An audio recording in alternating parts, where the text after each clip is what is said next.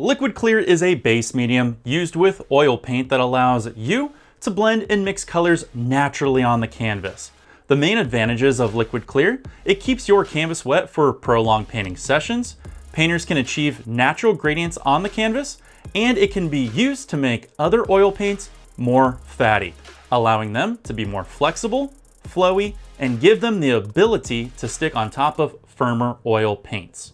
When mixing liquid clear with any oil paint, it will start to transform that color into a semi-transparent paint, which works well with stacking colorful layers on top of each other or pulling colors forward on your canvas. If you add liquid clear to a paint that's already semi-transparent, for example, alizarin crimson, it's gonna make your semi-transparent paints even more transparent. Liquid clear is sold a few different ways. From bottles to cans to tubs, it's all the same on the inside. Just make sure when you get your liquid clear, you take a stir stick and give it a good mix to mix up all the minerals on the inside so it's perfect for you to use on your canvas. Bob Ross liquid clear is for oil painting only. And yes, it can be used with any other manufacturer of oil paint out there, not just Bob Ross paints.